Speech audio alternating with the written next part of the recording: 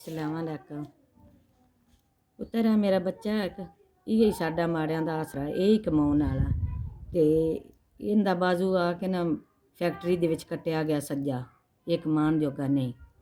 ਤੇ ਮੈਂ ਮਾੜੀ ਜਾਨ ਬੁੱਢੀ ਹਾਂ ਤੇ ਗੁਜ਼ਾਰਾ ਜਿਹੜਾ ਨਾ ਆਪਣਾ ਛਾਬੇ ਵੇਚ ਕੇ ਕਰਦੇ ਹੁੰਦਾ ਹੈ।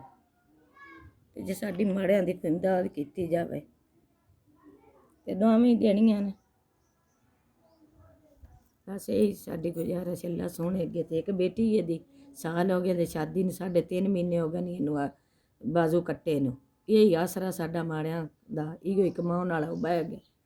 ਤੇ ਅਸੀਂ ਬਜ਼ੁਰਗ ਆ ਤੇ ਆਹ ਚਾਬੇ ਬਣਾਉਣੀਆਂ, ਇਹਦੇ ਨਾਲ ਹੀ ਆਪਣਾ ਨਿਜ਼ਾਮ ਵੇਚ ਵੂਚ ਕੇ ਚਲਾਉਂਦੇ ਪਏ।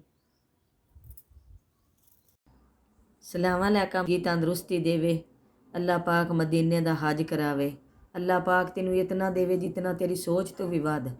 ਗਰੀਬਾਂ ਗੁਰਬਿਆਂ ਦਾ ਖਿਆਲ ਕਰਨ ਵਾਲਿਆਂ ਅੱਲਾ ਪਾਕ ਤੁਹਾਨੂੰ ਹਮੇਸ਼ਾ ਵਾਸਤੇ ਦੁੱਖ ਤਕਲੀਫ ਮੁਸੀਬਤ ਪਰੇਸ਼ਾਨੀ ਤੋਂ ਬਚਾਵੇ। ਮੇਰੇ ਬੱਚੇ ਦਾ ਸੱਜਾ ਬਾਜ਼ੂ ਕੱਟਿਆ ਆ, ਮਿਲ ਦੇ ਵਿੱਚ ਕੰਮ ਕਰਦਾ, ਮੈਂ ਬੜੀ ਮਜਬੂਰ ਹਾਂ।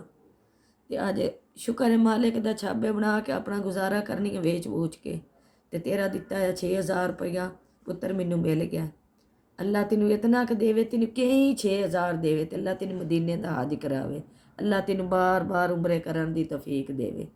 ਅੱਲਾ ਸੋਹਣਿਆ, ਇਹ ਤੇਰੀਆਂ ਦਿੱਤੀਆਂ ਹੀ ਨੇਮਤਾਂ ਨਹੀਂ ਤੇ ਇੰਸ਼ਾਅੱਲਾ ਕਿਸੇ ਦੀ ਜਵਾਨ ਔਲਾਦ ਨੂੰ ਕੁਛ ਨਾ ਹੋਵੇ।